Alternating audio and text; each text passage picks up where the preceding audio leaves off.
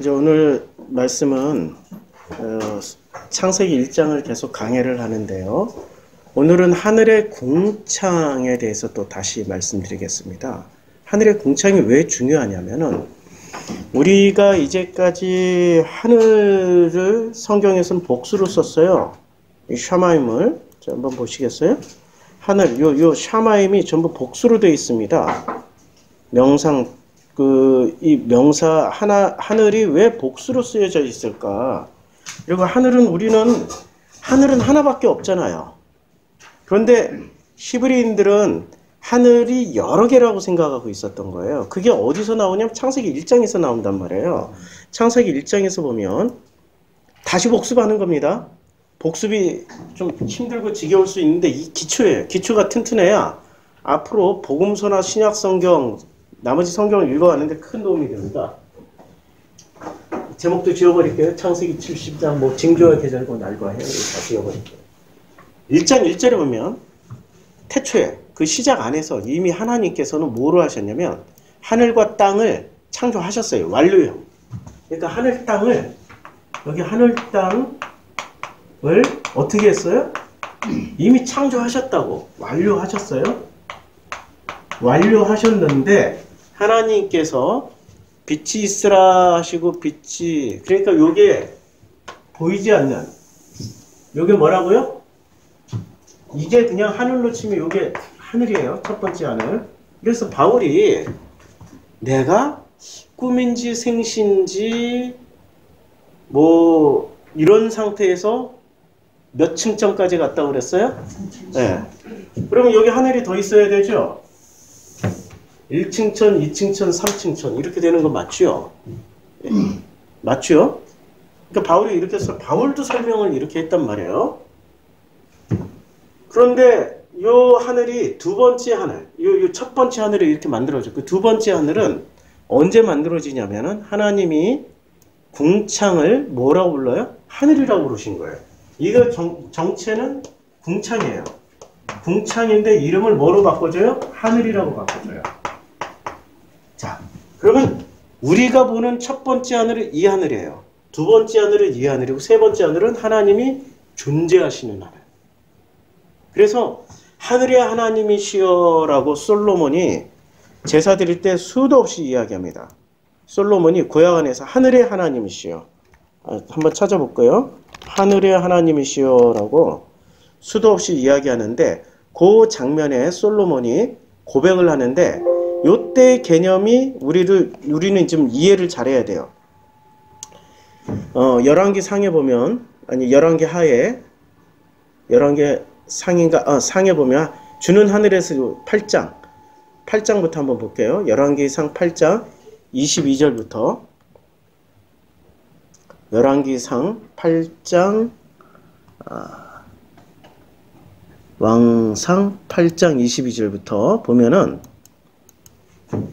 이제 그 1,000마리의 제물을 다 바치고 그리고 성전 봉헌을 하는 장면입니다. 근데 그때 솔로몬이 여호와의 제단 앞에서 이스라엘 온 회중과 마주서서 어디를 향해서 손을 폈어요? 이때 솔로몬은 어느 하늘을 향해서 손을 폈습니까? 예, 궁창이라는 하늘이지만 궁창이라는 하늘을 뭐로 인식하고 있는지를 보자고요. 이르시되 이스라엘의 하나님 여호와여 위로 하늘과 아래로 땅에 주와 같은 신은 없나이다. 위로 하늘과 아래 땅. 그러니까 이게 지금 요 하늘에서는 다른 신이 존재하겠습니까? 존재 안 하죠. 그럼 이 하늘에서는 여기도 존재할 수가 없어요. 어느 하늘 아래에서만 다른 신이 존재해요? 이 하늘이죠. 궁창이라는 하늘 아래서. 그러니까 하나씩 보자고요. 과연 솔로몬이 누구한테 기도했는지. 이제 이걸 알면은 솔로몬이 하나님을 인식하는 수준을 알 수 있는 거예요. 수수께끼 하나. 솔로몬은 구원 받았을까요? 못 받았을까요? 논쟁의 여지가 많은 장면입니다. 이거는 지금 중심이 아니니까. 그리고 또 읽어볼게요. 이스라엘의 하나님 여호와여 주께서 주의 종 내 아버지 다윗에게 말씀하시기를 내 자손이 자기 길을 삼가서 내가 내 앞에서 행한 것 같이 내 앞에서 행하기만 하면 그러니까 다윗처럼 했던 것처럼 재난 문자 소리를 죽여주세요. 재난 문자 내게서 나서 이스라엘의 왕위에 앉을 사람이 내 앞에서 끊어지지 아니하리라 하셨사오니 이제 다윗을 위하여 그 하신 말씀을 지키시옵소서라고 얘기를 했어요. 지키시옵소서라고 솔로몬이 누구에게 요구했어요? 하나님에게 요구했어요. 솔로몬은 요구도 해요. 하나님한테 이거 해줘, 저거 해줘. 말은 존칭어인데 이거 해줘야 돼. 속에 이런 게 들어가 있는 거예요.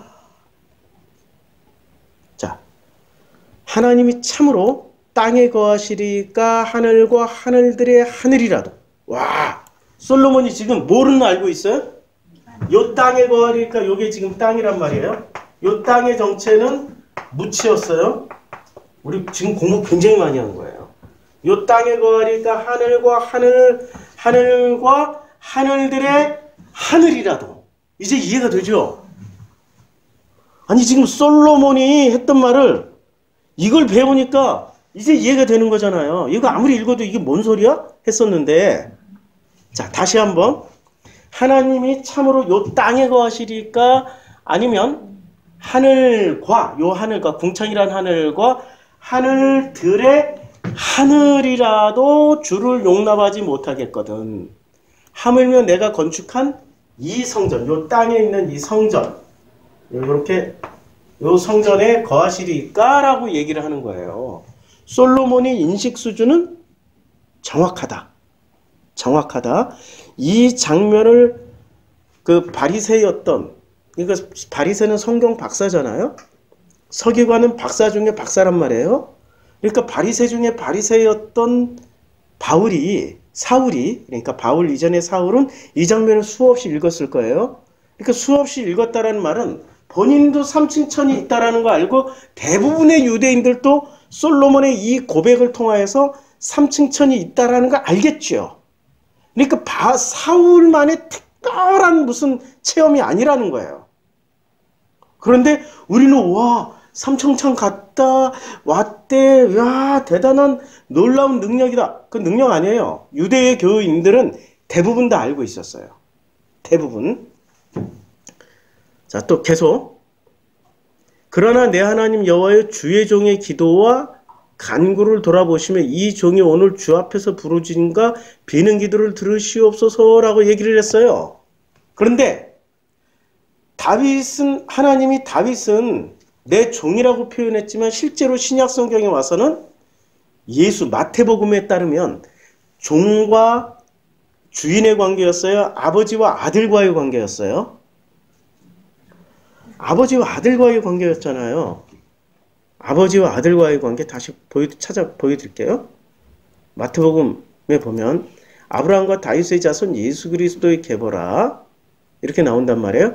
그리고 아브라함과 이새는 다윗 왕을 낳으리니 이렇게 낳으리니 하고 지금 아브라함부터 시작해가지고 어디까지 내려옵니까?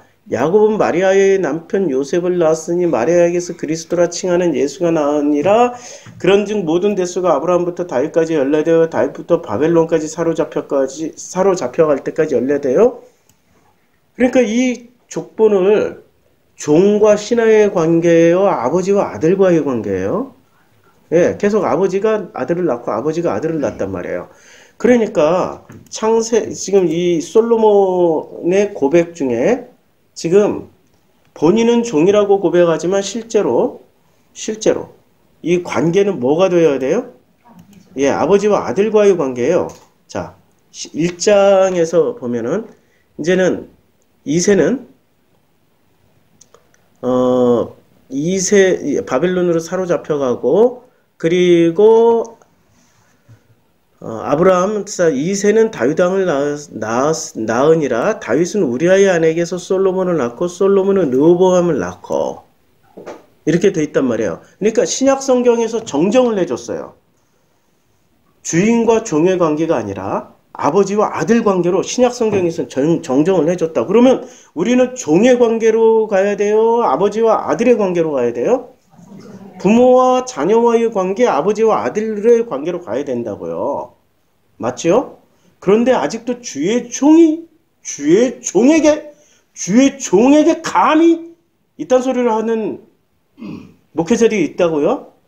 그 사람들은 신약으로 넘어오신 분들이 아니고 아직도 구약에 머물러 있는 분들이야. 왜냐하면 구약의 그 종들은 실제로 권력을 가진 왕들이었으니까 왕이 되고 싶은 거야. 그래서 종이라는 걸 강조하고 있는 거예요. 아니, 사실 종놈이 세요? 아들이 세요? 그치요? 근데 이런 것 때문에 그래요. 내 하나님 여호와의 주의 종의 기도와 간구를 돌아보시며 이 종이 오늘 주 앞에서 부르짖은 것 같이 비는 기도를 들으시옵소서. 이런 구절에 방점을 두고 목회자들이 주의 종이라고 얘기하는 거예요. 그러니까 구약의 사고관에서 못 벗어난 거예요. 주님께서 전에 말씀하시기를 지금 솔로몬은 계속해서 뭐라고 얘기를 해요?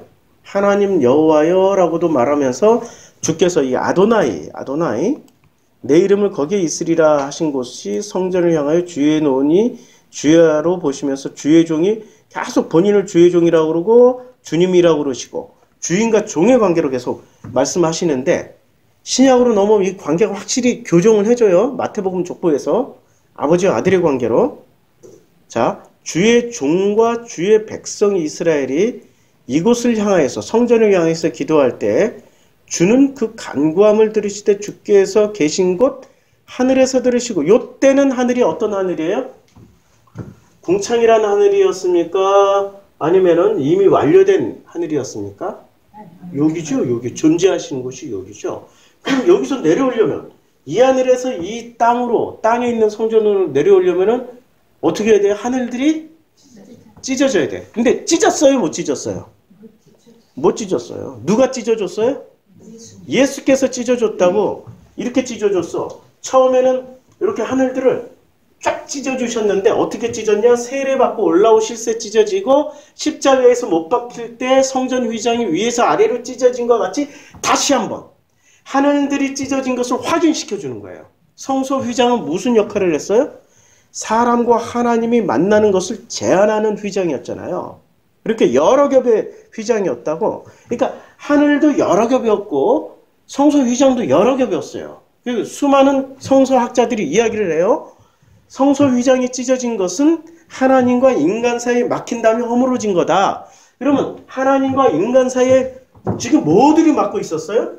하늘들이 막고 있었다고. 이렇게 하늘들이 막고 있었는데 이 막은 하늘들을 예수께서 찢어줬어. 솔로몬이 찢어준 거 아니에요. 오해하지 마세요.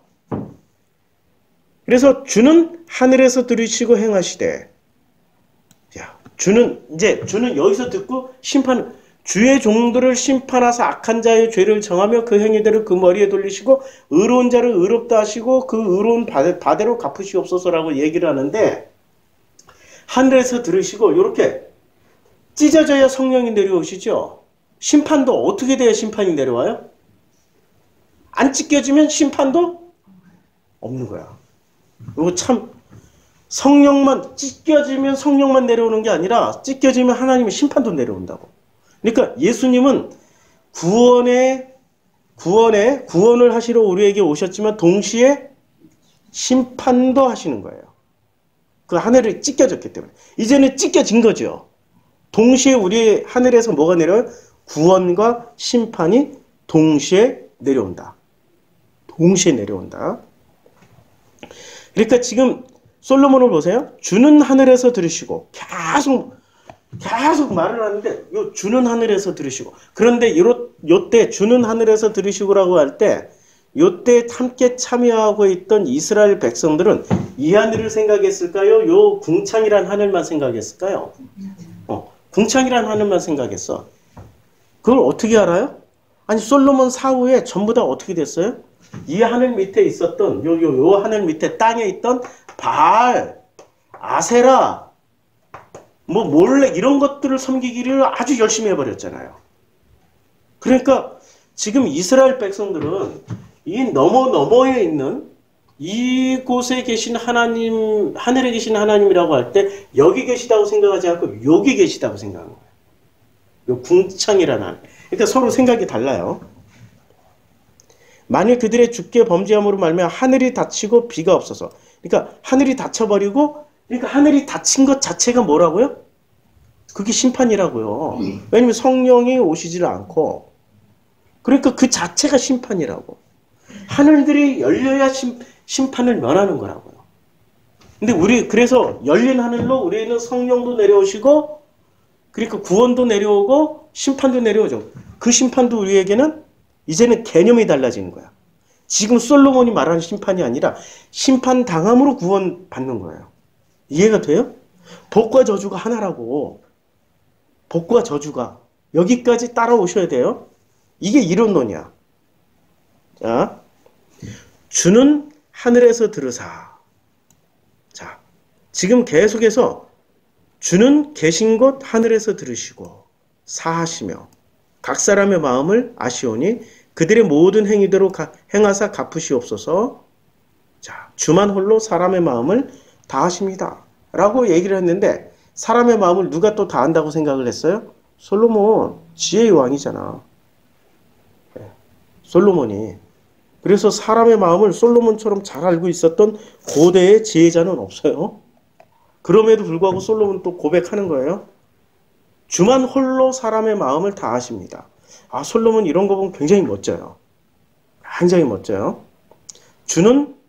그래서 주는 계신 곳 하늘에서 들으시고, 그렇죠? 주는 하늘에서 그들의 기도와 간구를 들으시고, 지금 솔로몬은 전부 다 이 하늘을 얘기하고 있는데, 그때 당시 이스라엘 사람들은 요 하늘 수준으로만 알아듣는 거예요. 지금 제가 말씀을 전하면은 이 말씀을 사람들은 여기에 계신 하나님의 말씀으로 안 듣고 전부 다 어디에 계신 하나님? 여기에 계신 하나님의 말씀으로 들어요.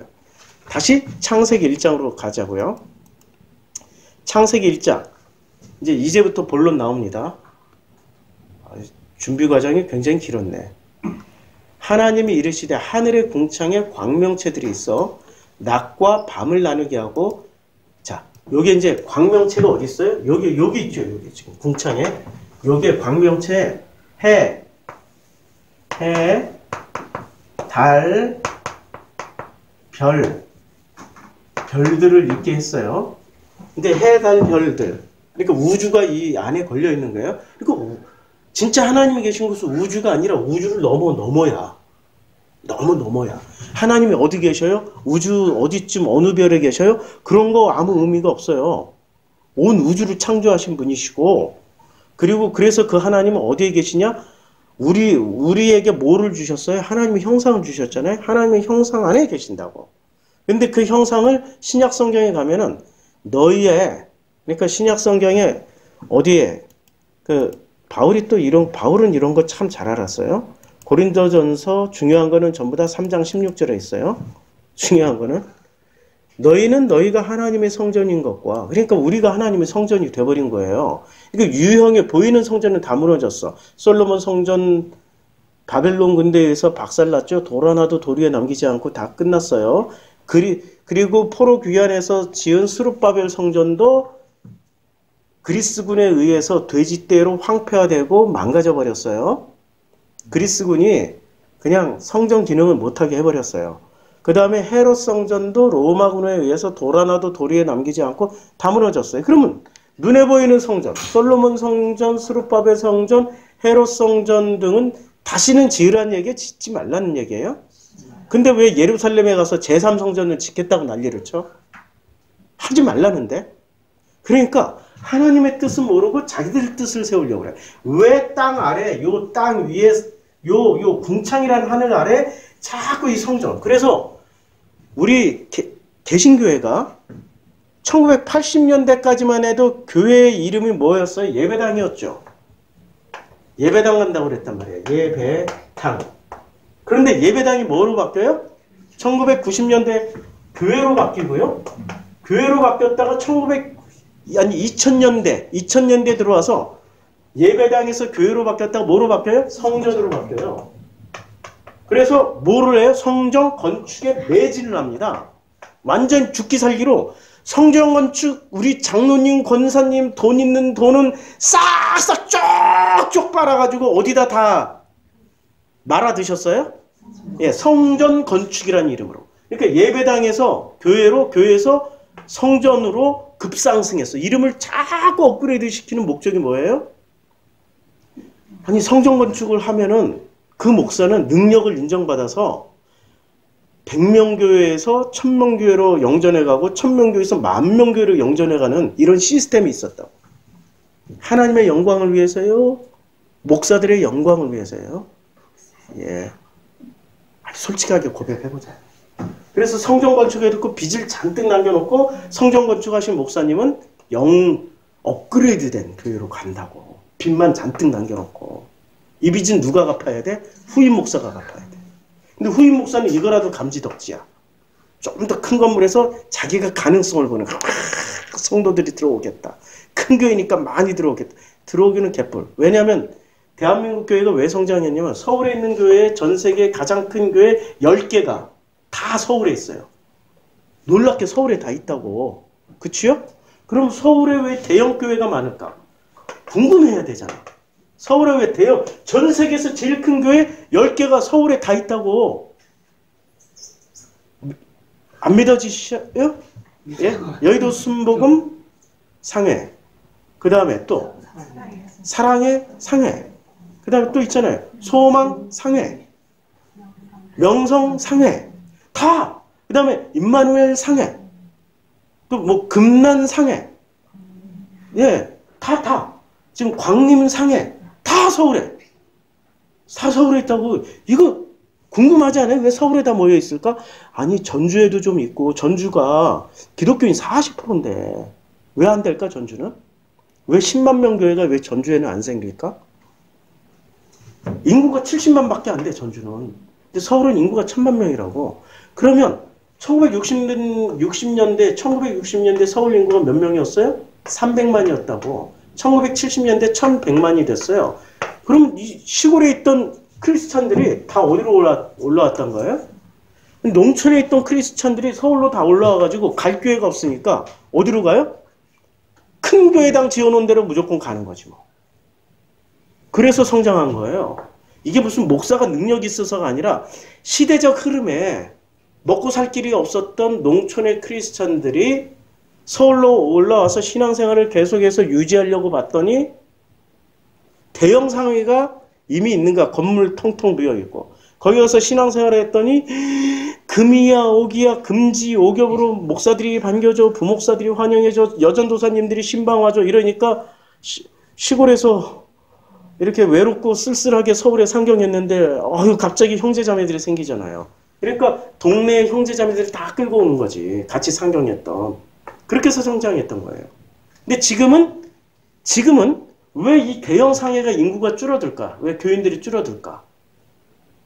목사의 개인기가 뛰어나고 그 사랑의 상회 같은 거는 목사님이 개인기가 뛰어나서 자랑하시고 막 잘생겼고 말빨 좋으시고 그러니까 개인기가 뛰어난 데는 성장을 하는데 개인기가 안 뛰어난 데는 이 줄고 있다고.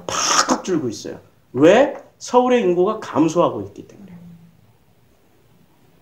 이게 은혜로 성장한 게 아니고 사회학적, 경제학적인 이유 때문에 성장한 거예요. 꿈 깨세요? 시골에다 다 교회 지어놓은 느닷없이 이게 운전하고 가다 보면 이 시골에 저렇게 큰 교회가 건물이 저렇게 큰 교회가 저는 큰 교회 참으로 위대하다 큰 건물 위대하다 위대한 성전 지었다고 생각하지 않고 야, 저 교회 장로님 권사님들 교인들 얼마나 빚 갚느라고 고생할까 그 생각부터 들어. 이제 성전이 눈에 보이는 성전이 아니라 누가 성전이에요? 이제 내가 성전이야. 근데 나의 어느 부분이 성전이 돼야 돼요? 마음이 성전이 되라고요. 마음이. 그래서 하나님의 성령이 너희 안에 계시는 것을 너희가 알지 못하니 누구든지 하나님의 성전을 더럽히면 뭘 더럽혀야 돼? 이걸 읽으면 꼭 사람들이 몸을 더럽힌다라고 생각을 해. 순결해야 되고. 아니 병든 것도 그럼 더럽혀진 건데 감기만 걸려도 더럽혀진 건데 그러니까 이 2차원적인 그러니까 이원론적인 교회에서는 감기만 걸려도 우리 옆에 있잖아요. 성락교회. 아니 성락상해 거기 확실히 상해. 거기는 막 감기만 걸려도 귀신 쫓는다라고 왈랄랄랄랄랄랄 지랄이더라고. 이게 하잖아요. 예? 그게 아니라 우리 몸이 하나님의 성전은 몸이 아니고 몸 안에 있는 마음이라고. 몸은 썩어져서 흙이니 흙으로 돌아가고 마음은 하나님 품으로 돌아가는 게 마음이라고. 영혼이라고도 헷갈리게 하지 말라고. 영혼이라고도. 영혼의 실체는 인류사가 다 아직까지도 논쟁 중이야. 영혼이 뭐냐? 영은 뭐고 혼은 뭐냐? 뭐 계속 싸우고 있는 중이잖아. 심플하게 마음이라고 생각하시라고. 자, 그러니까 우리의 마음을 더럽히면 하나님의 성전이 마음이라면 쉽게 이해가 되죠. 우리의 마음을 더럽히면 누구든지 마음을 더럽히면 하나님이 그 사람을 멸하시리라. 하나님이 주신 마음은 거룩하니 너희도 그러하니라. 확실하게 이해가 되죠. 그러니까 예수님은 이것을 어떻게 설명하시냐면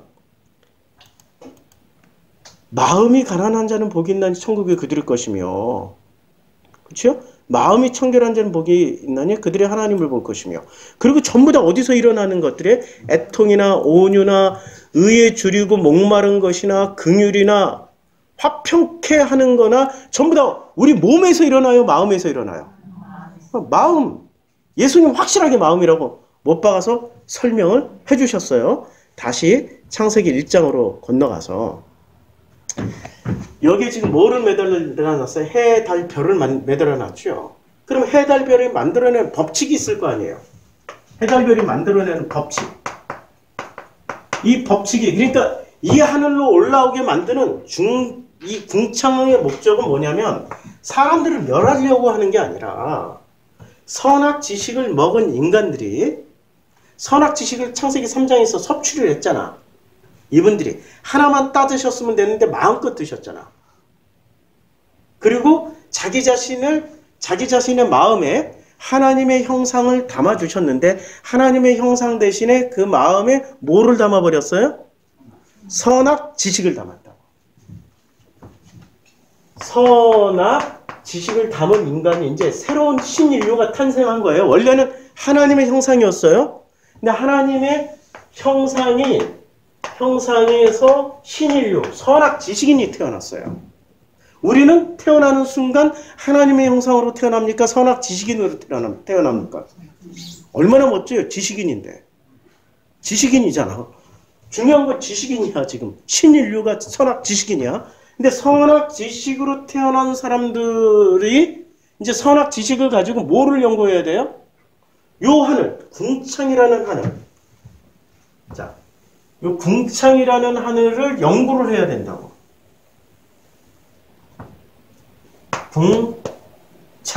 궁창이라는 하늘을 연구를 하는데 뭐를 연구해야 돼요? 해, 달, 별이 만들어낸 법칙을 통하여서 이 하늘을 건너오고 이 하늘을 건너오면은 누구를 만나요? 하나님을 만날 수 있게 해놨다고. 이건 누가 또 말씀하셨냐면 바울이 또 말씀하셨어요. 이는 하나님을 알만한 것이 그들 속에 보임이라 하나님께서 이를 그들에게 보이셨느니라. 창세로부터 이미 창세기 1장에서부터 말씀하셨잖아요. 맞죠? 창세로부터 그의 보이지 아니하는 것들. 요 너머에 계시는 하나님이니까 하늘과 하늘들의 하늘에 계시니까 솔로몬의 표현에 의하면 하늘과 하늘들의 하늘에 계시니까 그 보이지 않은 그러니까 여기는 안 보여요. 인간이 아무리 봐도 이 하늘 찢어져요. 이 하늘이 찢겨져요. 보여요. 근데 우리는 쉽게 볼 수 있어. 왜? 예수께서 이 하늘들을 찢어버리셨거든. 세례 받으시면서 십자가에 달려 돌아가시는 순간 성서 휘장이 찢어지는 것으로 말미암아서 이 하늘과 하늘들이 찢어져 버린 거예요. 찢겨졌기 때문에 우리는 볼 수 있어요. 그런데 지금 바울 시대에도 찢겨졌단 말이에요. 찢겨졌으니까 바울이 이제 이런 얘기를 하는 거야. 창세로부터 그의 보이지 아니하는 것들, 하나님의 것들은 보이지 아니에요. 왜냐면 왜 못 봐요? 안 보여서가 아니라 가려졌기 때문에, 하늘과 하늘들로 가려졌기 때문에 곧 그의 영원하신 능력과 신성이 그의 만드신 만물에 분명히 그의 영원하신 능력과 신성이 어디에? 그가 만드신 만물이 뭐예요? 해, 달, 별 아니야 지금. 궁창에 만들어놓은 해, 달, 별을 보여서 알려졌나니 그러므로 그들이 핑계치 못할 것이다 라고 얘기를 했단 말이에요. 해, 달, 별에. 그러면 해, 달, 별을 통하여서 뭐를 해야 돼요? 하나님을 알아가야 된다고. 근데 해, 달, 별의 법칙은 뭐냐면 해, 달, 별의 법칙 다시 그려줄게요. 여기는 이제 이게 노란색이 잘 보이니까 노란색으로 할게요. 요거는 뭐라고요? 하늘이 아니고 요건 땅. 땅. 이 땅의 본질은 뭇. 아바사예요. 뭇. 아바사. 그러니까 건너가게 하는 기능이 있는 거예요. 본래 땅은 뭇이었어요. 그래서 이 뭇에서 사는 인간들은 여기서 나라는 인간이 이렇게 살아가요. 예. 키가 180이에요. 나라는 인간이 살아가는데 나라는 인간은 이 뭇에서 살아가는 순간부터 건너갈 수 있는 자격 조건을 받게 돼요. 이게 지금 창세기 1장에서 말씀하고 있는 거예요. 근데 나라는 인간은 뭐를 연구를 하는 거예요? 해, 달, 별이 어떤 법칙을 만들어내. 자, 해, 달, 그러니까 하늘의 궁창의 광명체들이 있어 뭐를 하냐면 낮과 밤을 나누게 하고 그것들로 징조와 계절과 날과 해를 이루게 하는 거예요. 낮과 밤을 나누게 하고 징조와 계절과 날과 해를 만들어낸단 말이에요. 그러니까 이게 일종의 어떤 법칙을 만들어내는데 이 법칙이 뭐냐면 자연 법칙이야. 그런데 이 자연 법칙이 이 인간은 나라는 인간은 선악 지식인이란 말이야. 그러니까 이 하늘의 이 자연 법칙은 철저하게 무슨 원리로 이루어진 선악 지식을 선악을 다른 말로 하면 인과 응보예요. 인과 응보의 법칙이야. 맞죠? 악한 놈은 벌을 받고 착한 사람은 칭찬을 받아. 그러니까 이 하늘 아래 제일 유명하신 분이 예수가 돼야 되는데 누가 됐어요? 예? 산타클로스가 됐어. 착한 사람에게는 상을 주고 선물을 많이 주고 악한 놈에게 선물은 없어. 그러니까 궁창 아래 제일 유명하신 분이 예수가 되어야 되는데 실제로는 예수가 아니라 성탄절은 예수가 태어나신 분인데 성탄절날 제일 맹활약을 하시는 분이 예수가 아니라 누가 활약을 하세요? 산타가 활약을 하셔요. 왜? 이 법칙 자체가 인간 지금 선악 지식인들은 이분의 특징은 선악 지식인이에요. 선악 그 다음에 지식인이에요. 이제 선악은 뭐든지 제가 얘기했죠. 선악의 법칙은 영과 일의 법칙이라고. 이원론의 법칙. 그리고 인과응보의 법칙도 마찬가지예요. 인과응보도 이원론이에요.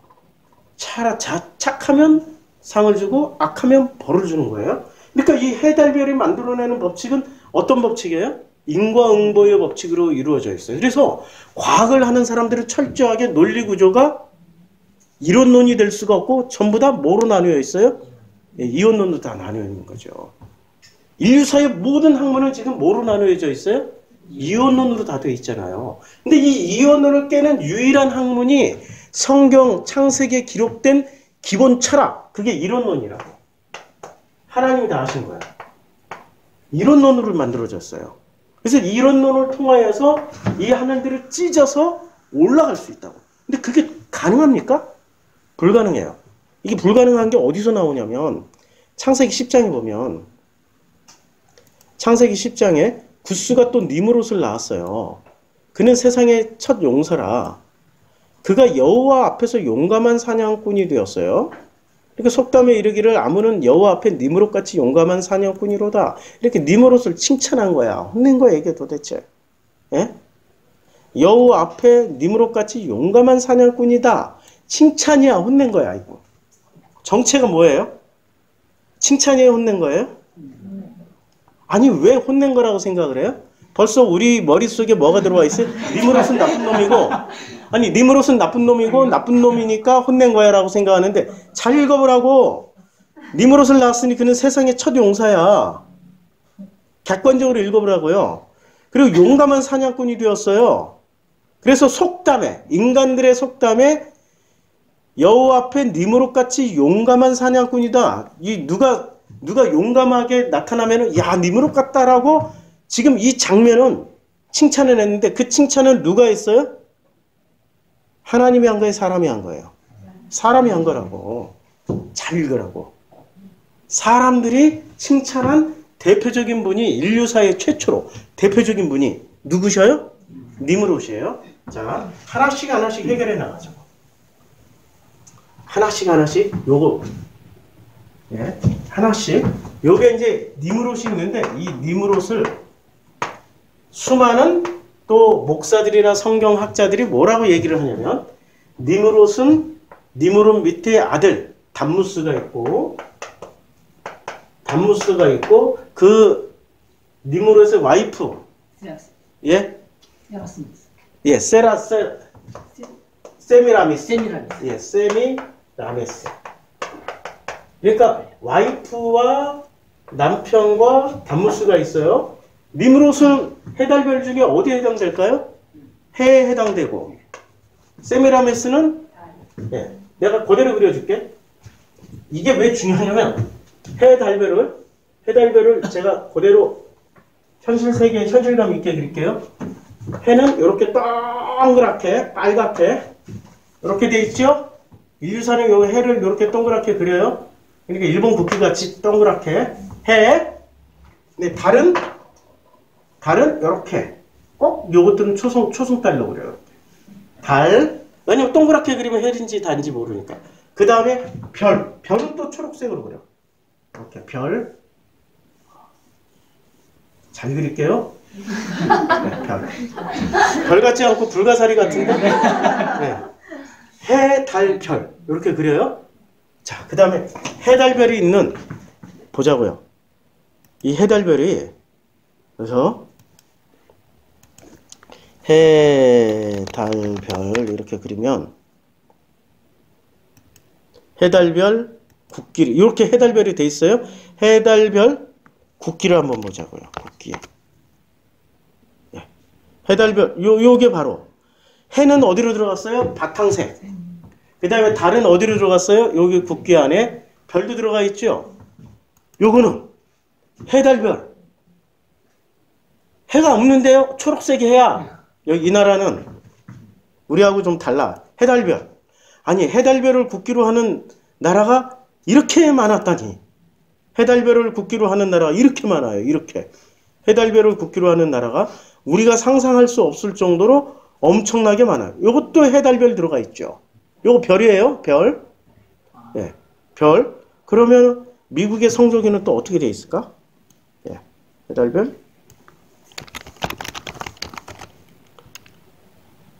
성조기. 자, 이게 미국의 성조기. 별 있죠? 해 있죠? 그쵸? 신기하다. 기독교 국가인데? 이상하다? 이상하다. 이렇게 해야지. 이상하다. 되게 많이 이상한데? 근데 해달별 안 들어가 있는 국기는 이게 지금 음과 양이에요. 음양으로. 음양의 조화가. 이건 나중에 얘기. 나중에 이제. 자, 지금 보니까 해, 달, 별이 인류사의 국기 안에는, 한 나라의 국기 안에는 철학이 들어가 있는 거죠. 우리나라 국기에는 음양의 조화가 들어가 있는 철학이 들어가 있는 주역책 한 권이 들어가 있어. 이따만한 책이 우리나라 국기 안에 들어가 있다고. 그러면 해달별을 국기로 만든 나라들도 이따만한 무슨 뭐가 들어가 있죠, 책이. 그게 바로 성경이거나 혹은 이슬람 경전의 꼬란이거나 이런 게 들어가 있는 거예요. 이런 게 들어가 있어서 이런 철학을 압축시켜 놓으니까 국기 한 장으로 탁 만들어지는 거예요. 국기 한 장으로. 우리나라 구글이 여기에 태극기를 그려놨네. 구글 멋져. 구글 멋져. 진짜 왜 태극기를 왜 해놨는지 모르겠는데. 예, 광복절이라 오늘. 야, 광복절이라 참 구글이 애국자. 네이버는 그런 거 없는데 구글이 애국자. 자, 해달별이 만들어낸 법칙은 철저하게 어떤 법칙으로 만들어졌어요? 선악지식인을 깨우치기 위해서는 선악지식의 논리로 만들어야죠. 그래서 철저하게 인과응보 법칙, 선악의 법칙으로 만들어져 있어요. 그래서 해달별이 만들어낸 이 자연현상들을 보자고. 자연현상들을 보면은 철저하게 인과 법칙으로 만들어졌습니다. 마태복음 16장을 한번 볼까요? 마태복음의 16장에 보면 바리새인과 사두개인들이 와서 예수를 시험하여 하늘로부터 오는 표적 보이기를 청해요. 하늘로부터. 그럼 예수는 이 하늘을 설명해 줄까요? 이 하늘을 설명해 줄까요? 어느 하늘로 설명해 주겠어요? 예?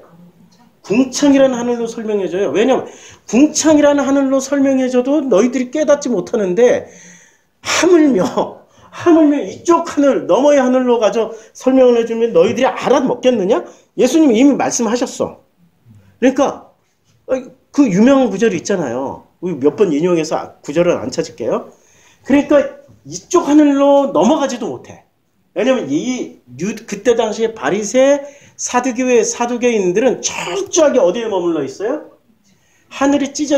당신들의 하늘이 찢겨져 본 적이 없으니까 철저하게 궁창이라는 하늘에 머물러 있는 거야. 철저하게. 그래서 궁창이라는 하늘에 머물러 가지고 뭐를 해요? 궁창이라는 하늘에 머물러서 궁창이라는 하늘 아래에 있는 것들을 섬기고 있었던 거예요. 누가? 바리새와 사두개가. 그래서 예수께서 대답하여 이르시되 너희가 저녁에 하늘이 붉으면 날이 좋겠다 하고 아침에 하늘이 붉고 흐리면 오늘이 날이 굳겠다 하나니. 지금 이게 이쪽 하늘 얘기하는 거예요? 여기 하늘 얘기하는 거예요? 철저하게 자연 법칙, 인과응보의 법칙으로 설명을 해줘요. 예수가 얼마나 답답하겠어. 이 하늘 가지고 설명해주고 싶은데 이걸 설명해줘도 도저히 깨달을 수 없으니까. 왜냐면 대가리, 머리 구조, 사고 자체가 뭐로 똘똘 뭉쳐 있어요? 궁창 아래에 자연 법칙으로 똘똘 뭉쳐 있다고. 성경을 해석하는 수준이. 이 대목에서 한 잔 마시고. 아이고 시원하다. 목이 많이 아파요 제가. 목소리를 좀 낮추고 싶은데 이상하게 왜 안 되나 봤더니 제가 귀가 어두워요. 청력의 절반을 다 손실해가지고 내가 내 목소리가 안 들려요. 목소리가 큰지 작은지 어떤지 잘 몰라요. 지금 이제 남은 절반 가지고 절반 정도 남았나? 이게 3년 전에 체크한 거니까 지금은 또 어떨런지 모르지. 왜 그렇게 청력을 잃었어요? 꼭 사람들이 물어봐. 목사니까 스트레스가 심해요. 예수님도 같은 스트레스였을 거예요. 이걸 가지고 솔로몬처럼 하늘과 하늘들의 하늘로 설명해 주고 싶은데 이것들은 철저하게 하나님이 어디 있다라고 믿고 있어요? 요 궁창이라는 하늘에 있다라고 믿고 있는 거예요. 누가? 바리새와 사두개가. 그러니까 너희가 저녁에 하늘이 붉으면 날이 좋겠다 하고 아침에 하늘이 붉고 흐리면 오늘은 날이 굳겠다라고 전부 다 이 법칙으로 얘기를 해주는데 너희가 날씨는 분별할 줄 알면서 시대의 표적은 분별할 수 없느냐. 시대의 표적. 그러니까 자연 법칙이 만들어내는 그 법칙 가운데 이 법칙을 뛰어넘고 이걸 만드신 하나님의 그 놀라운 거는 왜 깨닫지 못하느냐. 이 말씀이란 말이에요. 이제 이해가 되죠. 신약 성경에 바리새는 철저하게 어디에 머물러 있다? 예, 요 궁창이라는 하늘에만 머물러 있어요. 그럼 궁창 아래에 요 세계를 따로 띄워서 이 너머의 세계는 이제 말고 여기 딱 띄워놓고 여기만 지금 집중해서 보면은 자연법칙, 선악, 인과응보로 하기 때문에 이 사람들이 지금 성경을 해석하는 수준은 어떻게 해석을 해야 돼요? 복을 받으려면 어떻게 해석해야 되냐고. 아니 산타의 법칙이 있잖아. 선물을 착한 일을 해야 되지. 그 다음에 나쁜 일을 하면 벌을 받아. 이게 지금 바리새가 성경을 가르치던 시간이 400년이었어요. 포로기 이후부터 예수님 탄생까지 400년 동안 이렇게 가르쳤고 지금 기독교가 몇 년을 가르쳤어요? 2000년을 가르쳤어요. 그 다음에 이슬람도 똑같이 가르치죠. 1300년 동안에 이렇게 가르쳤어요. 1300년 동안은. 그러면 우리 인류는 전부 다 이 너머에 있는 하나님의 법칙은 모른 채 어떤 법칙만 알고 하나님을 그렇게 믿고 의지하고 살았어요? 궁창에 매달려 있는 선악 지식의 법칙으로만 하나님을 인식하고 살았다고. 예수는 이걸 깨트리러 오신 분이기 때문에 어떻게 깨트려졌어요? 세례받고 올라오시 싹 찢어져 버렸어. 그래서 예수님이 말씀하실 수 있는 거는 이 하늘 본래 어디 계신지 몰라. 감지할 수가 없어. 감지할 수는 없지만 그걸 어떻게 감지해요? 하나님을 볼 것이며라고 그랬죠. 너희가 하나님을 어떻게 봐요? 마음이 청결해지면, 심령이 가난해지면 뭐를 봐요? 천국을 보고 천국을 누린다고 그랬죠. 그러니까 그게 전부 어디 있는 거예요? 여기 있는 거라고. 여기 있는 하나님을 보는 거예요. 요 궁창에 매달려 있는 신을 보는 게 아니라 이 너머에 있는, 하늘과 하늘들 너머에 있는 그 신을 본다고요. 그 하나님을 만난다고. 무엇으로? 마음으로, 마음의 눈으로. 자, 마음의 눈으로. 마음의 눈. 이거 굉장히 중요한데, 다시 한번. 마태복음 11장. 요한이 옥에서 그리스도께서 하신 일을 듣고 제자들을 보내요. 제자들, 요한은, 뭐라 그럴까? 컨트롤러야. 통제자고, 지배하고, 또 이렇게 부려먹을 수 있는 사람. 감옥 안에서도 제자들을 이렇게 컨트롤하고 있었어. 감옥에 갔다는 거 하지 말라는 뜻이거든. 또 하고 있었어. 대단하신 분이세요? 대단한 능력이 있으신 분이세요? 인간들 보기에는, 하나님 보시기에는 어떨지 몰라. 근데 예수께 여짜오되 오실 그이가 당신이오니까? 라고 물어봤어요.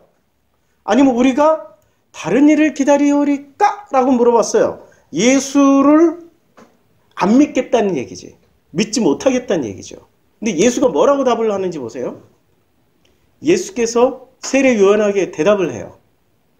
너희가 가서 듣고 보는 것을 요한에게 알려. 근데 뭐를 알리냐면, 맹인이 보며, 못 걷는 사람이 걸으며, 나병 환자가 깨끗함을 받으며, 못 듣는 자가 들으며, 죽은 자가 살아나며, 가난한 자에게 복음이 전파된다 하라! 라고 전화했어요. 이게 무슨 말일까요? 아니, 이걸 꼭 문자 그대로 소경이 눈을 뜨고 이런 얘기가 아니고, 이걸 전부 다 마음으로 바꾸자고. 자, 마음으로 바꾸고, 이제 궁창은 놔두고 요걸 싹 놔두면, 자, 마음. 자, 맹인이 보는데 마음의 눈을 뜨고, 맞죠? 마음의 눈을 뜨고 마음으로 지금 잔뜩 꼬여가지고 못 걸어. 안진뱅이가 돼 있다고. 마음이 잔뜩 꼬여가지고 일어서서 걷고 뛰어야 되는데 안진뱅이가 돼 있어. 그래서 마음의 안진뱅이가 이제 걷는 거야. 걷는다 해야지. 걸으며, 마음이 못 걷는 사람이 걸으며, 이제 나병 환자가 마음이 무디어져 있다는 얘기예요.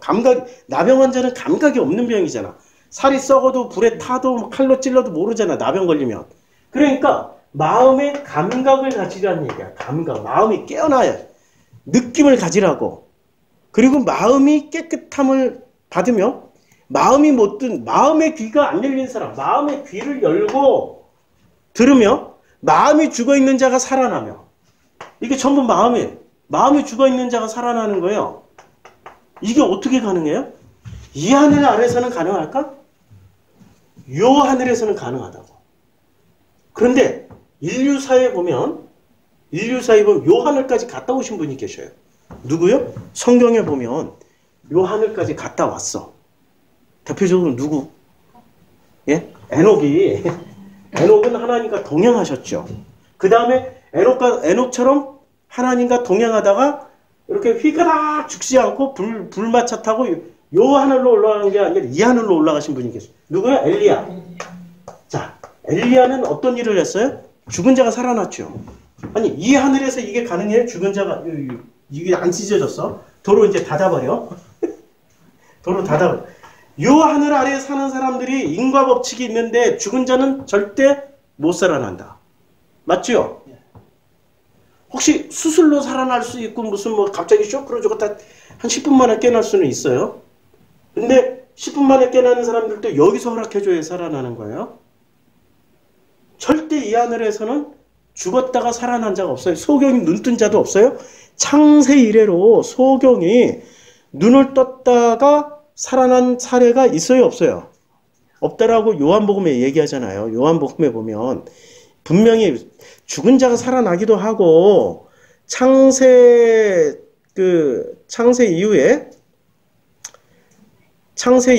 그 죽은 자가 살아나기도 하고 소경이 눈뜨기도 했어요. 그런데 이 두 번째, 자, 내가 맹인으로 있다가, 그러니까 이 바리새인들이 뭐라고 그러냐면 창세 이래로 눈을 뜬 사건은 없었는데, 지금 요한복음 9장이 나와요. 창세 이래로. 창세 이후로 맹인으로 난 자의 눈을 뜨게 했다 하였다면 듣지 못하였다. 바리새가 얘기한 거예요. 그러니까 이 사람들은 지금 실물 눈을 얘기하고 있는 거야. 실물 눈.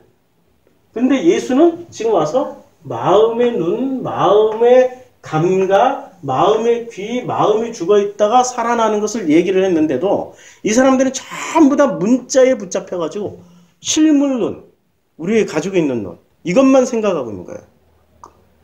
우리 기독교인들도 지금 현재 바리새와 같은 수준의 성경 이해를 하고 있다고요. 이걸 넘어서야 된다고.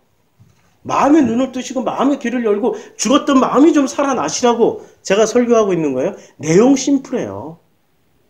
마음이 깨어나면 된다고. 마음이 살아나고 마음이 감각을 가지고 마음의 눈을 뜨고 마음의 귀를 열. 이렇게 얘기하면 또 영주주의로 간다. 꼭 이상하게 영주주의로 가. 영주주의로 가면 어디 아래서만 살아요? 요 궁창이라는 하늘 아래에서만 살아요. 그리고 그들이 영주주의로 벗어났다고 요 하늘 위에 딱 올라가 있어. 그리고 할렐루야 하는 거야. 그거 아니에요. 우리는 본래 이 하늘, 예수께서 하늘과 하늘들을 찢어놓은, 우리는 이 너머의 하늘과 하늘들의 하늘로 가는 거예요. 우리가 가는 데는 차원이 달라. 근데 이 차원이 다른 것을 우리는 어떻게 갈 수 있을까요?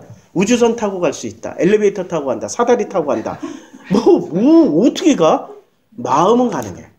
마음의 법칙은 가능하다고. 믿거나 말거나. 마음이 정말로 누군가를 정말로 사랑하면은요, 보여요, 실제로. 미국에 있는데, 자니 갑자기 마음의 눈으로 보니까 제가 한참 신비주의에 빠져서 막 기도할 때 이런 사례들을 많이 봤어요. 저도 또 신기하게 그 부산에 있는 암 환자인데, 간암 환자예요. 그 친구가 전화가 왔어요. 20년 동안 나랑 연락을 안 하던, 거의 30년, 고등학교 졸업하고. 내가 지금 죽을 것 같아. 간암 말기야. 막 전화가 왔는데, 간암 말기야 하는 순간에 그 간이 다 보이는 거예요. 제가 뭐로 봤죠? 마음으로 보니까 보여. 전화하는데. 근데 그 간이 죽어 있어. 시커멓게. 아유, 이거 어떻게 하지? 나는 아무것도 안 했어. 기도해 주는 것도. 근데 말을 하는데 살고 싶다고 얘기를 하고 그런 동안에 참 신기하게 갸가 다 말한 거야. 근데 이 간이 살아나기 시작하는 거야. 파닥파닥 뛰면서 아주 색깔이 참 예쁘게 바뀌는 거예요. 살아있는 색으로. 그래서 한마디 해줬지. 야, 전화 통화하는데 너 간이 이렇게 보인다? 근데 그 간이 다 회복됐다? 근데 그 자기가 어떻게, 그럼 내가 기도해 줄게 하고, 기도는 뭐예요? 보여줬던 걸 확신시켜주기 위해서 한 거잖아요? 기도해 줬어요? 그랬더니 자기가 곧 죽을 날을 기다리고 있는 애가 이틀 멀쩡하더라는 거예요. 그럼 병원에 가서 봤더니 다 나았대. 그 친구가 살았는지 죽었는지 아직 몰라요. 이 인간을 한번 살려주면 잊어버리더라고. 신기해.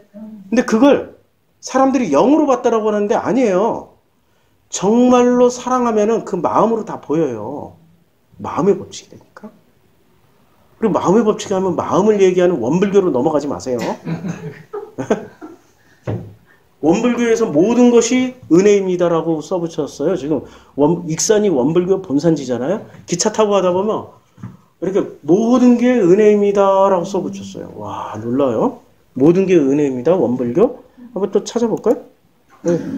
네. 모든 게 은혜입니다. 모든 게 은혜입니다. 은혜입니다. 아유, 자꾸 이게 오타가 나냐? 은혜입니다. 원불교 현수막 딱 치면은 모든 게 은혜입니다. 현수막 했더니 기독교만 뜨네. 아이, 진짜 얼마나 기독교인들이 현수막 빼. 모든 게 은혜입니다. 원불교. 이거 봐요. 모두가 은혜입니다. 맞지요? 이야, 놀라워요. 왜냐면 원불교는 유교, 불교, 기독교 몽땅 혼합해서 그 엑기스를 추려서 만들었기 때문에 이거예요. 모두가 은혜입니다. 근데 좀 달라요. 달라요. 근데 지금 기독교보다는 조금 나은 것 같기도 해요. 이분들이 하시는 말씀은. 기독교가 워낙에 마음의 눈이 어두웠고 마음의 귀가 멀어가지고 원불교만 봐도 와 대단하다라고 생각할 수 있어요. 참 우리 자생종교 박수 한번 쳐드리고 원불교 최대 후원자는 어디라고요? 삼성. 원불교 하니까 원불교 최대 후원자는 삼성이십니다. 삼성에서 지원해줘서 원불교가 이렇게 커진 거예요. 예. 모두가 은혜입니다. 삼성. 예. 자, 이 법칙들이 깨져야 되는데 이 마음의 법칙이 하나님은 마음이세요. 그냥 이제 이해가 돼요? 하나님은 사랑이시다란 말은 사랑은 어디서 나와요? 마음에서 나오죠. 그러니까 하나님은 사랑이시다란 말은 하나님은 마음이시다. 이제 이해가 되죠? 하나님의 형상, 그 마음을 우리가 물려받은 거예요. 자, 다시 성경으로 돌아갑시다. 성경으로 돌아가서 보면 이제 성경에 다시 창세 이후로 맹인으로 이제 창세 이후로 맹인으로 난 자가 눈을 뜬 적이 없다라고 하는데 눈 떴거든. 죽은 자도 살아났거든. 그러니까 이 사람들은 지금 문자에 사로잡혀가지고 못 보는 거예요. 누가요? 바리새가. 누가요? 목사들이 지금 문자에 사로잡혀가지고 문자는 행간을 읽으라고 준 게 문자잖아요. 근데 문자를 신성화해요. 문자를 마음으로 보지 않고 문자를 신성화한다니까. 자, 문자를 신성화시킨다. 신성화하는 집단이 또 하나 새로 태어났어요. 새로운 영지주의자. 문자, 헬라어, 히브리어 해가지고 뭐라고 그래요? 원어는 굉장히 신성하다. 이게 가는 길이 뻔하죠. 어디로 가요? 영지주의. 요 첫 번째 하늘 밑으로 가. 절대 이 하늘을 못 넘어서. 그리고 첫 번째 하늘 밑에 자기네들이 해달별이라고 그러고 자기네들이 엘로힘이라고 그러고 전부 다 여기서 뭐를 행세해? 신의 행세를 한다고 이분들은. 지난주에 누가 댓글을 심하게 달았어. 분명히 우리 교회 출신이야. 댓글을 심하게 달았어. 참 마음이 참 안 좋아. 원어 성경하는 머시기를 내가 좀 뭐라고 그랬더니 와, 사람들은 선악 지식이 한번 붙잡히잖아요. 선악 지식이 절대화되어 버립니다. 이걸 벗어나라고 지금 하나님이 하시는 건데 예수께서 오셔서 가르쳐 주셨는데 이걸 벗어날 그 쉽지를 않아. 아니해. 벗어나기 싫어해. 자, 다시. 그래서 하나님이 이르시되 하늘의 궁창에 광명체들이 있어 낮과 밤을 나누게 하고 그것들로 징조와 계절과 날과 해를 이루게 하라는 이 말씀은 어떤 의미라고요?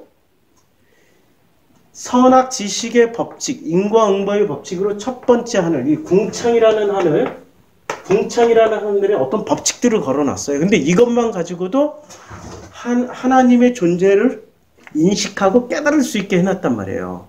그런데 인류사에서 이걸 연구해서 하나님의 존재, 하나님의 법칙, 이 하늘을 찍고 올라간 사람이 있었을까요? 없죠. 붓다도 그거 못 찢었어요.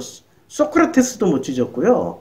인류사의 위대하다라는 마음에 못 찢었어요. 전부 이 법칙에 묶여있단 말이에요. 인과응보의 법칙에. 그냥 불교는 인과응보의 법칙을 설파하는 데잖아요. 그렇죠? 유교도 그렇죠. 이거 찍고 올라간 사람이 없어. 왜 그럴까요? 철저하게 왜 못 찢냐면은 이 법칙들이 워낙에 만들어내는 게 막 총천연색 수만 가지 수억 가지가 돼버려요. 어느 분야를 자꾸 올라가도 찍고 올라갈 수 있게 해놨는데 자꾸 올라가다 보면 스스로 올라가면 올라갈수록 뭐가 돼요? 존경받고 박수받고 인정받으니까 여기서 머물러 버려요. 스스로들 신이 돼버려요. 그래서 스스로 신이 된 사람들이 창세기 4장에 수두룩하게 나옵니다. 수두룩하게. 자, 창세기 4장에 아단은 야발을 낳았으니 그는 장막에 거주하며 가축을 치는 자의 신이 됐어요. 유발이니 그는 수금 같은 소를 잡는 자의 모든 신이 됐어요. 그러니까 예술의 신이 되고 그 다음에 이 가축을 치는 그 축산업의 신이 됐어. 축산업. 실라는 두발가인을 낳았으니 그는 구리와 쇠로 여러 가지 기구를 만드는 자요. 그러니까 두발가인은 기계의 신이 됐어. 기계 만드는 거잖아요. 과학의 신이 됐다고.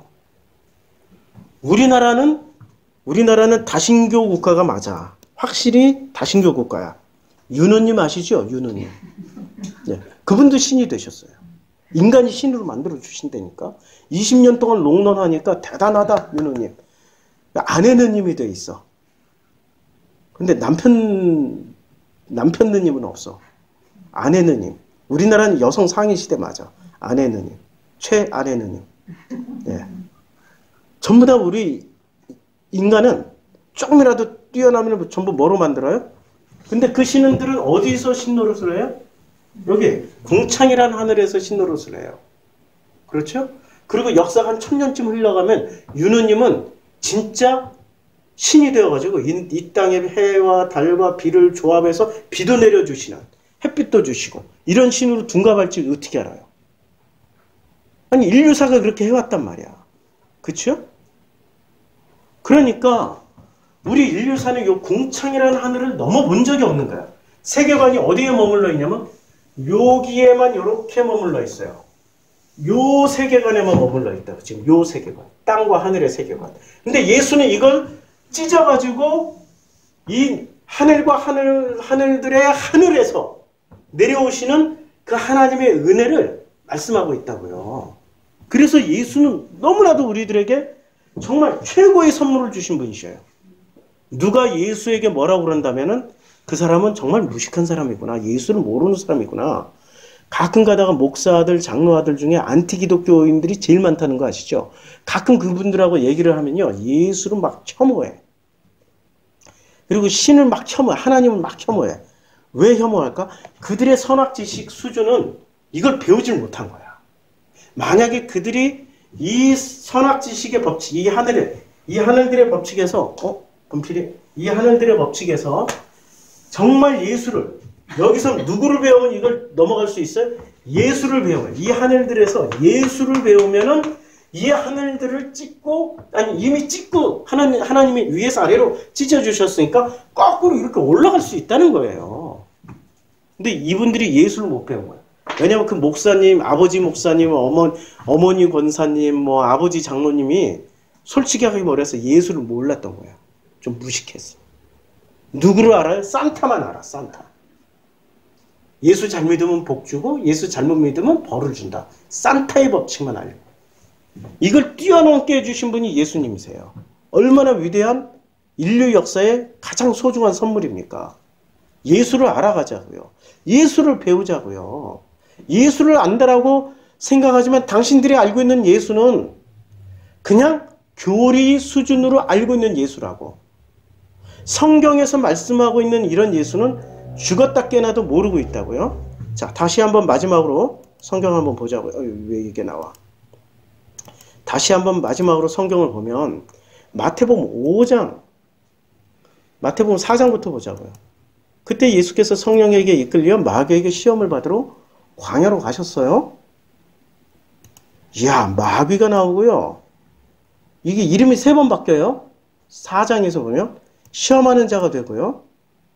그 다음에 도로 마귀가 됐다가 뭐로 바뀌어요? 이름이? 예, 사탄으로 바뀌어요. 자, 이제 얘 사탄아 물러가라. 사탄이 돼요. 그러니까 이름이 지금 몇 가지가 돼요? 예, 마귀, 자, 마귀, 그 다음에 시험하는 자, 그 다음에 사탄. 3개로 바뀌죠. 근데 마귀, 사탄이 여기서 내려왔을까요? 여기 궁창이라는 하늘에서 내려왔을까요? 여기서 내려왔으면 되게 심각한 거예요, 지금. 아시겠죠? 하나님이 창조한 게 아니라 누구도 창조에 같이 했어요? 마귀, 사탄이. 그럼 우리는 마귀를 더 무서워해요? 하나님을 무서워해요? 사탄 더 무서워하죠? 사탄 막 무섭잖아. 막 분위기만 조성하면 막 귀신 들릴 것 같고 무섭잖아. 실제로 하나님을 믿는 거야, 사탄을 믿는 거야? 사탄교회 후배들이라니까. 그러니까 여기서 내려오면 안 돼요. 여기 있어야 되는 거예요. 그러니까 지금 궁창 아래는 지금 누가 움직이냐면은 이 사탄 시험하는 자 마귀가 있어요. 근데 이것들이 원래 하나님 만들어 놓은 걸까요? 아니죠. 선악 지식의 법칙에서 누가 만들어냈어요? 사람이 만들어낸 거라니까. 아니 예수님도 이거 봐요. 사탄한테 시험 받고 사탄은 물러가라 했더니 이에 마귀는 예수를 떠나고. 아니 이름이 세 가지가 나온다는 거는 이게 있다는 얘기야, 없다는 얘기야? 없다는 얘기지. 확고부동한 이름이 아니란 얘기야. 이름 안에는 모든 정체성이 담겨져 있잖아. 그러니까 이게 누가 만들어냈을까요? 유대인들이 만들어냈죠. 유대인들이 만들어냈다고 증거를 대줘도 사람들은 꼭 자기네들이 배운 대로만 믿어. 그래서 선악 지식은 무서워요. 자기 머릿속에 한번 들어갔잖아요? 그거 못 버려요. 그러니까 그 바알세불이야. 야, 바알세불이 들어갔으면 어떻게 해야 돼? 그 집안 털어먹으려면 묶어야 돼. 그러니까 우리 머리 안에 있는 이 지식들을 묶어놓지 않으면은 우리 머리 안에 있는 세간을 털어서 청결하게 못 만들어줘. 가난하게 못 만들어줘. 아니 털려야 가난해질 거 아니야. 털려야 청결해질 거 아니야. 자,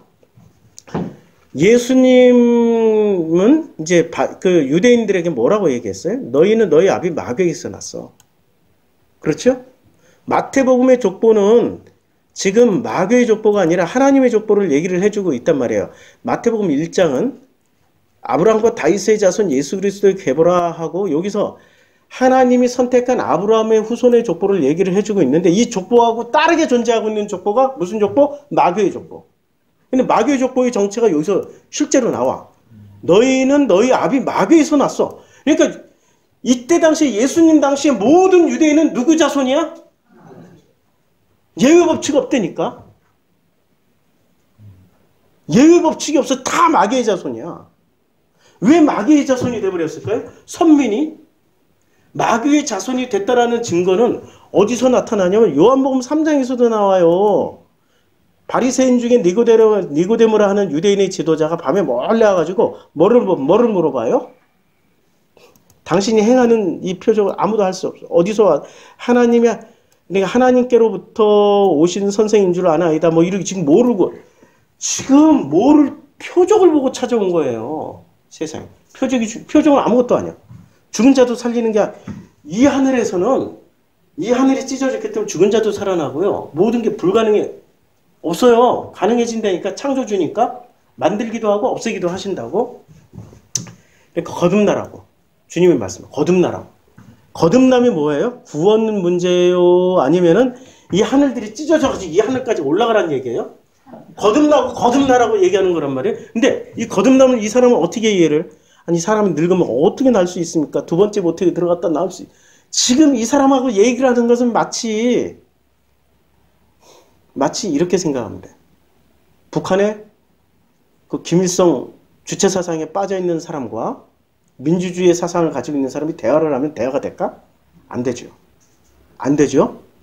일본의 혐한, 우익하고 우리 한국의 민족주의자하고 대화를 하면 대화가 될까? 절대 안 되죠. 절대 안 돼요. 그 아스팔트에서 지금 그 광화문 아스팔트에서 태극기 성조기 이스라엘 깃발 들고 흔드는 사람하고 저하고 대화를 하면 대화가 절대 안 되겠죠. 그분들의 믿음이 더 세. 그 믿음대로. 그러니까 지금 니고데모하고 예수님의 대화가 그 수준이라고. 대화가 안 돼. 대화가 안 돼. 거듭나야 된다라고 얘기를 하는데 이 사람은 뭐라고 얘기를 해요? 거듭남을 구원의 문제로 얘기를 해요. 이 사람의 관심은 거듭난다라는 것에 관심이 없어. 오직 구원이야. 오직 구원이라고. 그러니까 차원이 너무 낮아. 이 하늘들의 차원이 너무 낮아. 그리고 부자 청년도 제가 선한 선생님이 어떻게 제가 구원을 영생을 얻겠습니까? 전부 다 어디에 걸려 있어요? 못 넘어섰다니까. 구원은 그냥 마음을 회복하면 이 마음이 늙는 거 봤어요? 마음은 안 늙는다니까. 80 먹은 시어머니도 마음은 젊어. 그래서 매일 술 한 잔씩 하고 자. 하고. 그렇죠? 예. 그렇죠? 80 넘은 어르신이라도 그러면 마음이 젊으니까. 근데 마음대로 몸이 안 따라줄 뿐이지 마음은 젊다니까. 그래서 철이 안 든 노인들이 있어요. 다리 하나 짚고 말이야. 내가 왕년에 이러고 껌 씹고 지하철에서 막 쓰레빠 막 따게 때리고 다니는 이상한 놈들이 있어요. 아니 마음을 잘못 쓰는 거지. 마음이 성장하지 못한 거지. 마음의 법칙이라고. 자, 이 궁창 안에 있는 것들 중에 정말 이걸 벗어나려면은 찢어진 하늘로 마음이 올라가 버린대. 그 다음부터는 그 마음은 누구와 소통하면서 살아요? 예. 하늘과 하늘들의 하늘에 계신 그 아버지하고 소통하면서 살아. 그리고 소통하는 순간 뭐가 돼? 하나님 입에서 나오는 모든 말씀, 지난주에 그 헛것을 먹는 게 아니라 이제는 제대로 된 양식을 먹을 거 아니에요. 그럼 마음이 어떻게 돼요? 마음이, 내가 나이가 58세인데 마음이 사실은 하나님을 만나기 전에 5짤에 머물렀어요. 성장했는데 7짤밖에 안 돼.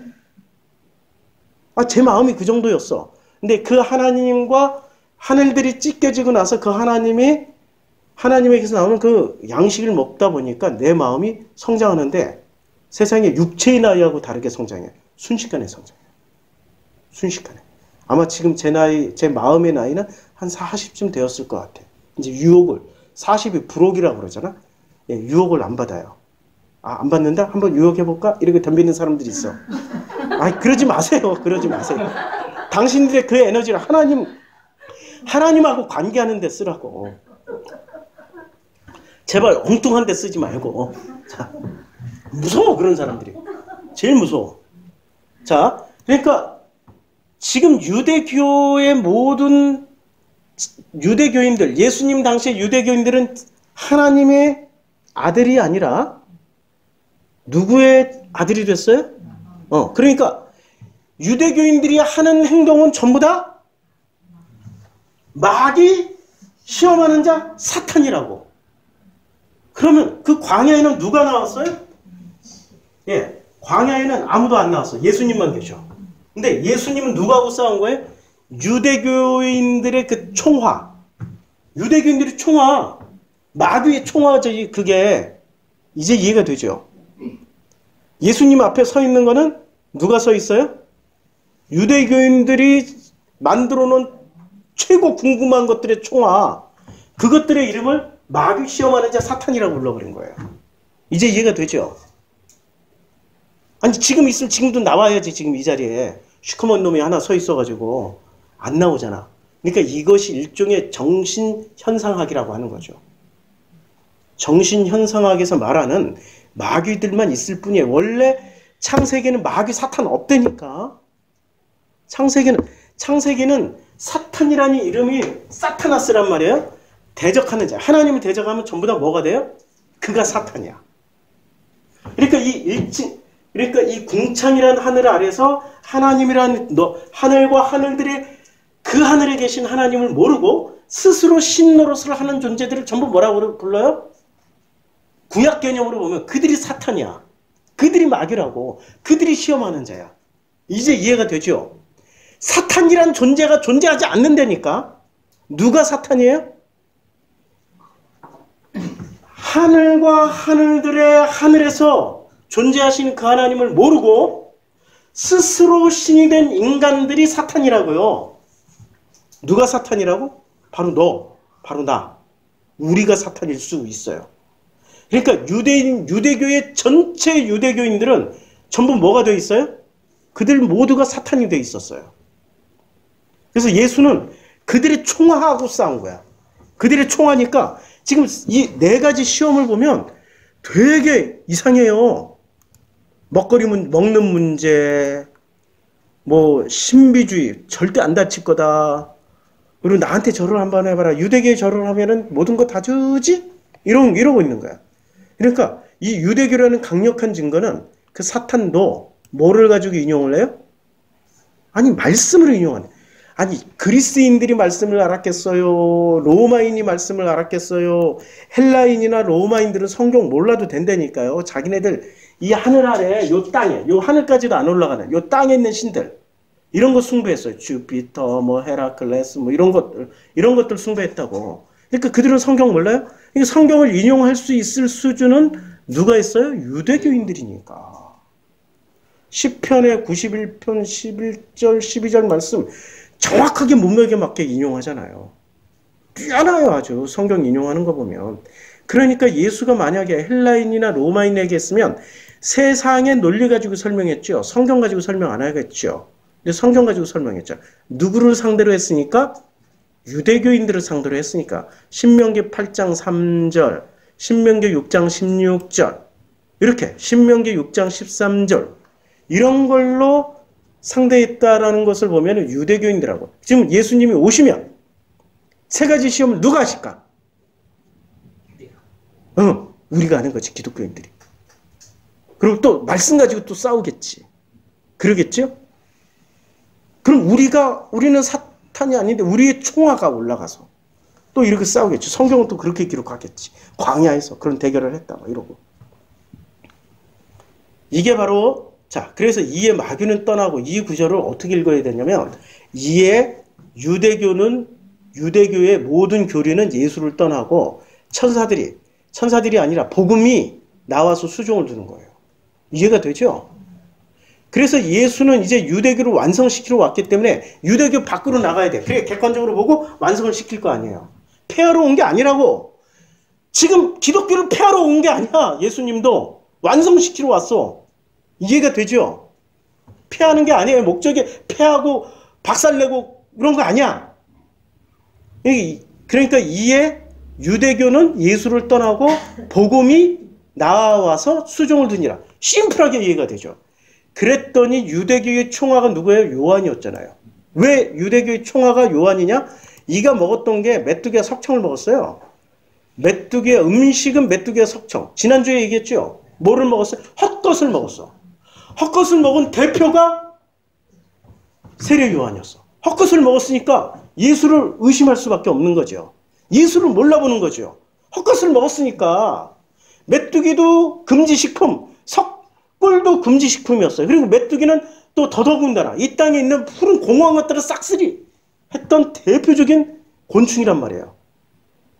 출애굽 때 메뚜기는 남은 헛것까지 싹 정리해버리신 위대하신 이 곤충이셔요. 메뚜기는. 그러니까 헛것과 헛것을 먹어서. 그러니까 예루살렘과 온 유대와 요단강 사방에서 다 그에게 나와가지고 자기들의 죄를 자복하고, 아니, 지가 뭔데 죄를 용서를 해주냐고. 에? 지가 하늘에 신이 돼 있는 거 아니에요. 그렇죠? 그리고 많은 바리새인들과 사두개인들이 세례 베푸는 대로 와요. 근데 예수 앞에는 많은 바리새인과 사두개인이 온 게 아니라 많은 바리새인과 사두개인의 첩자들이 왔지. 바리새인과 사두개인이 아니고 첩자들이 와서 무슨 짓을 하나, 안식일에 병을 고치나 이런 거 연구하러 왔단 말이에요. 그러니까 왜 세례 요한 앞에는 이렇게 많은 바리새와 사두개, 온 유대와 이 유대교인들이 왜 왔을까요? 쥐들을 대표하는 헛것의 대표니까. 예수하고는 차원이 다르다고. 회개 앞당 열매를 맺으라고 그랬는데 지금 종류가 달라. 죄의 종류가 다르다고. 이건 나중에 더 심하게 좀 심각하게 들어가죠. 이 기초가 쌓여야 돼. 40일 후에 밤낮으로 금식하신 줄 아셔요? 헛것을 안 먹고 굶어버린 거야. 그랬더니 제일 먼저 헛것을 먹을래? 하나님의 입에서 나오는 말씀으로 먹을래? 라고 하나님의 입으로부터 나오는 모든 말씀으로 살 것이다. 이게 바로 지금 유대교인들과 예수의 총화가 싸우게 된 거예요. 그러니까 어디서 벌어진 일이에요? 이게 하늘과 하늘들에서 벌어진 게 아니고 이 땅에 있는 궁창이란 하늘 아래서 벌어진 일이에요. 그게 선악지식 가지고 싸운 거예요. 선악지식인들이 마귀를 믿으니까 예수님도 마귀나 사탄이라는 존재를 들어서 예를 들어준 것뿐이에요. 아니, 예수님이 창조 과정에 참여하셨는데 이거 있다라고 말씀을 하시면 큰일 나지는 거죠. 안 되는 거죠. 그러니까 누가 사탄이라고 얘기해? 너희가 바로 마귀야라고 얘기해 주잖아. 유대교인 너희가 마귀야. 너희가 마귀의 자손들이야. 그러니까 지금 족보가 두 개가 있어요. 예수님 당시의 유대교회는 아브라함, 이삭, 야곱의 족보나 누가복음에 하나님의 아들들의 족보가 있고요. 누구의 족보에? 마귀의 아들들의 족보가 있는 거예요. 아, 놀라워. 그건 놀라워. 이 족보가 그러면은 놀랍게 족보가 두 개가 있는데 실제로 창세기 4장에서도 족보가 두 개가 나온다니까. 누구의 족보가 있어요? 예, 가인의 족보가 있고요. 가인이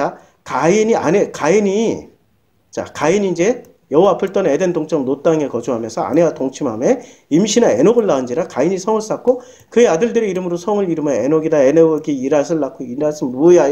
이게 지금 가인의 족보잖아요. 지금 이때 당시에 예수님 당시에 이 족보는 마귀의 족보예요. 예수님이 얘기한 마귀의 족보고 창세기 5장의 족보에서는 창세기 5장의 족보에서는 어디부터 시작돼? 4장부터 시작되죠. 셋도 아들을 낳고 그의 이름을 에노스라 하였으며 그때부터 사람들이 비로소 여호와 이름을 불렀더라 하고 이것은 아담의 계보를 적은 책이니라 하고 별도의 책, 별도의 족보를 만들었어요. 아담은 130세에 자기 모양, 자기 형상과 같은 아들을 낳아서 이름을 셋이라 하였고 하나님의 형상, 하나님의 형상이 자기의 형상. 이제는 아담이 뭐가 된 거예요? 마음을 회복한 거야. 가인을 잘못 낳고 보니까 회복한 거야. 아담은 셋을 낳으면 800년 자녀를 낳았으며 에노스를 낳았고 이게 지금 족보가 두 개가 있단 말이야. 하나님 아들들의 족보하고 또 뭐가요? 하나님 아들들의 족보하고 지금 가인의 족보가 있다고. 지금 예수님 당시에도 가인의 족보가 있고 이제 하나님의 아들들의 족보를 만들기 위해서 누가 오셨어요? 예수가 오셨다니까. 하나님의 아들들의 족보를 만들기 위해서. 그래서 예수 믿는 사람은 우리에게 무슨 권세를 줬어요? 아빠, 아버지라 부를 수 있는 권세를 줬다고. 하나님 아들들이 되는 족보, 그 족보에 들어갈 수 있는 권세를 주셨다고요. 근데 사람들은 끝까지 예수를 몰라. 그러니까 예수 믿고 구원받아야지 뭐. 이런 생각만 하는 거야. 하나님의 아들들이 되는 권세를 우리가 누가 받았어요? 우리가 부여받았다고요. 감사하죠? 이게 은혜입니다. 이게 은혜예요. 궁창 아래의 법칙에 매이지 않고 우리는 이제는 이걸 궁창과 하늘과 하늘들을 뚫어버린 하나님의 법칙으로 이제는 그 아들된 자로서 살아가게 돼요. 이제 선악지식인이 아니라 이름을 싹 바꿔줬어. 하나님은. 뭐라고 바꿔줬어요? 너는 내가 보여드릴게요. 분명하게 보여드릴게. 하나님이 우리들의 이름을 바꿔주셨어요. 너는 내 사랑하는 아들이다. 첫 번째 1. 아들인데 무슨 아들? 사랑하는 아들이야. 하나님이 우리는 하나님의 사랑받는 아들이 된 거예요. 그 다음에 두 번째는 내가 너를 기뻐하노라. 두 번째 기쁨의 아들이, 기쁨의 존재가 된 거예요. 기쁨. 우리 맨날 죄 때문에 나는 죄인이고 나는 미치도록 때려 죽겠고 나 진짜 죄 때문에 못 살겠다고 이러고 살았잖아요. 근데 그게 기쁨이에요, 슬픔이에요, 고통이에요. 슬픔, 고통, 괴로움인데 이제는 하나님의 사랑받는 아들이 됨으로 인해서 기쁨의 존재가 되는 거예요. 혁명이 일어났다니까? 이제까지 기독교가 가르쳐준 것하고 거꾸로 혁명이 일어났어. 이제까지 유대교가 가르쳐준 것하고 거꾸로 혁명이 일어났어. 뭐 때문에? 세례받고 하늘과 하늘들이 확 찢어져 버리니까 찍힘 당한 거야 이거. 갈갈이 찍힌 거야. 그래서 나라는 존재, 요 선하기가 하나님의 아들이 되고 기쁨의 존재가 됐어요. 야, 관계 회복이 돼버렸어. 끝났네. 이거 하나면 끝나는 거야. 이게 복음이야. 믿어지십니까? 그러면 끝났어요. 다른 거 믿을 필요 없어. 이거 하나만 믿으면 내 일생 이 찢어진 하늘로 누가 내려 성령이 오셔서 나랑 동행해 주셔. 그럼 에녹처럼 내가 일평생 하나님과 동행하다가 엘리야처럼 일평생 동행하다가 내 육은 죽어도 내 마음은 어떻게 돼요? 바로 불병거 타고 올라가. 아니 목사님 불병거 누가 봤어요? 불병거를 누가 봤냐고. 엘리사가 봤죠? 엘리사는 불병거 보는 특기를 가지신 분이셔. 아세요? 사마리아 성이 포위당했어. 근데 옆에 있던 게하시는 못 봐. 두려움에 떨어. 우리가 아랍군데 우리가 다 죽을 것 같아요. 미칠 것 같아요. 막 죽을 것 같아요. 그랬더니 게하시의 눈을 엘리사가 어떻게 했어요? 한번 샥 해줬더니 하늘을 보고 뭐를 봤어요? 불병거 불말을 봤어.